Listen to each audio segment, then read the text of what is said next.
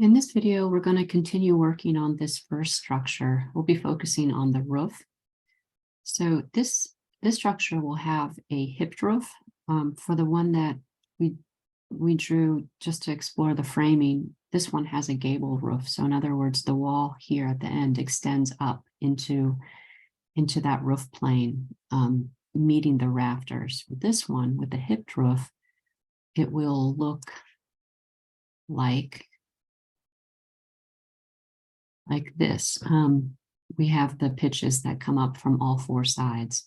Now, most of the time, the slope is the same on all four sides, but it is possible to make one, let's say, an 8-12 and another one a 4-12 or whatever slope you're kind of interested in for your design.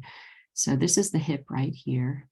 For ours, we'll do a 6-12 pitch, and it will be the same slope on all sides of the structure. All right, so we have this level called top of top plate, and I'm going to go to that level, and I'm going to go to roof. And I'm going to use an offset for this. There is a way to do it with an overhang, but regardless, we want to find a roof that kind of matches where we're headed with our detail. So I'm going to choose this one that's called Wood Rafter 8 inches asphalt shingle insulated. And we'll make a few changes. First, we'll duplicate that type. I'm going to call this a 12-inch wood rafter, and I'll edit some of the information within the assembly. Let's see, well, for now, asphalt shingles fine. For the plywood sheathing, let's use 3/4 inch. And for the structure, our span is a little bit bigger than we could do with a 2x8. So we're going to make it a 2x12, which has the actual dimensions of 11 1/4. And click on OK and apply and OK. All right, now we are ready to draw the roof. So I'm going to go to, let's see here, we can try this 2-foot overhang. Maybe I need to set the offset here. I'm not sure. I'm going to use the offset tool, 2 feet, and I'll show you what that's all about in a moment. And I'll zoom in here and click the outer corners of the wall. And I'll do the same up here. And then I'll hit the check mark. Okay, so we want an overhang, and I'll show you what that detail looks like. But let's go first to the section number 1, and take a look. I'm going to expand this cropped window here to include the whole roof, go a little higher. And here we have our overhang. So this is the overhang right here. So this page comes from your textbook. There are a number of different details that show how the exterior walls meet up with the rafter. So in this instance, we have what's called a soffit that's made out of wood. This is our fascia here. You can see here's the rafter. And one thing that we'll be focusing on shortly is the relationship of the rafter to the top plates. They're going to intersect at this point right here. So let me put my spotlight on there, maybe to make it a little bit more visible. Right here, this point is the point where the rafter would be notched to sit on top of the walls. Okay, there's another example here. This is a kind of a shallower overhang. So this is the overhang that we're talking about. This is another wood soffit, but just a slightly different detail. Perhaps this is a detail you would use if you had a steeper pitch. The one we're going to do is something closer to this one. You can see here, this says aluminum soffit with integral ventilation openings. Okay, so we'll be doing a detail that looks like this, and we'll have a gutter that looks like this one.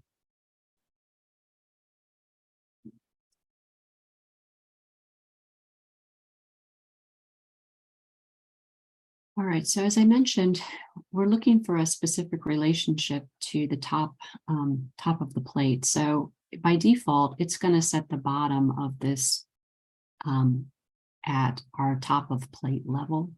We need to drop it because we need the construction to follow the conventions. So I'm just going to draw, I'm going to measure, first of all, actually, I'll make a line here that I can use as a measuring tool. So if you go to the Annotate tab, that's how you can create these detail lines. I'm going to go to the Measure tool, and I want to see just how high is it. So 1 foot, 11 1/4. But before I make the change to drop it into its proper place, I am going to click on that roof.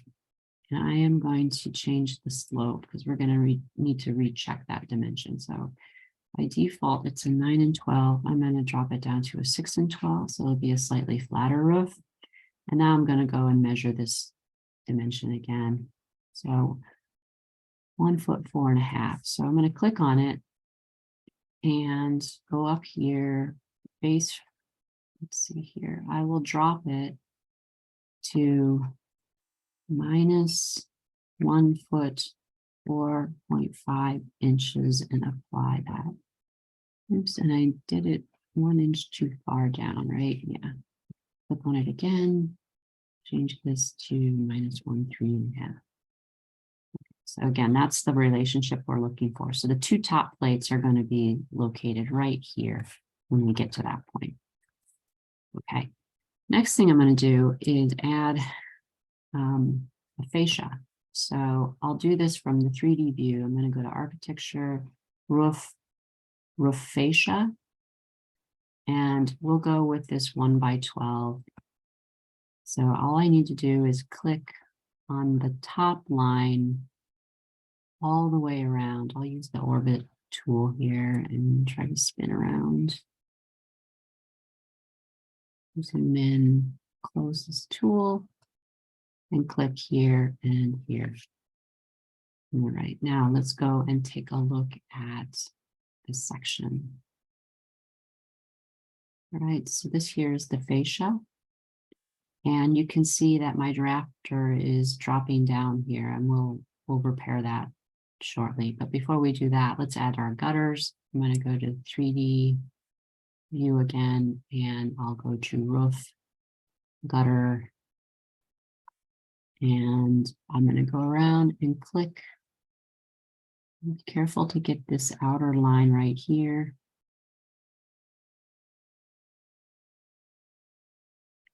Zoom out, orbit around.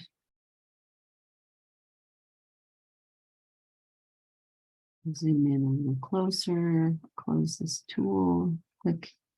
All right, now let's take a look at the top of plate level.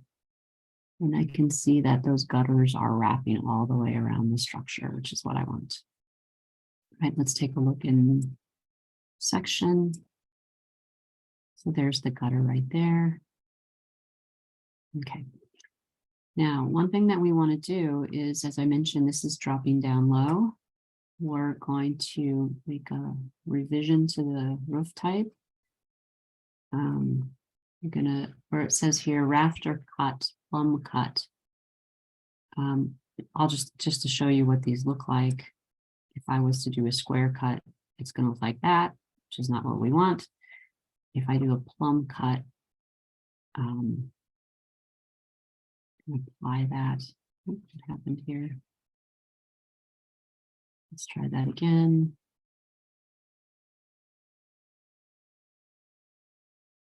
Here we go.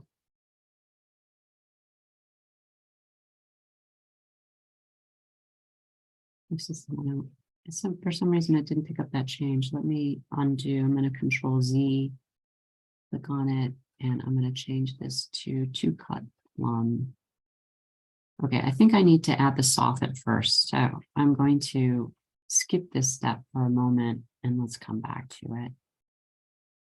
Okay, so the soffits, You want to draw the soffits in the plan view. So I'm going to go back to top of plate, and I'm going to go to roof, and I'm going to go to soffit. So the generic 4-inch soffit is going to be a little bit too deep for what we're going to be doing. As I showed you in those details, we'll be making ours out of aluminum. So I'll just, for the moment, I'll duplicate this, and I'm just going to call it a 1/2-inch generic soffit and say okay. And then I'll edit it to be just a 1/2 inch. And okay, why okay. And now I can proceed with drawing the soffit. Now, right now, I can't see the walls below, so I'm going to change my view style to wireframe. And that way I can see a little bit more clearly what I'm going to be drawing. So I want my soffit to go in from the inside of the fascia to, we really want it to go in between these two layers. So we may have to come and modify that a little bit later, but for the moment, I'll draw it to the outside face of the exterior wall. So I'm going to use my rectangle tool here, and I'm going to snap this point right here. That's inside the fascia. And over here to this side. And then I'm going to draw another rectangle from this point here. Again, that's to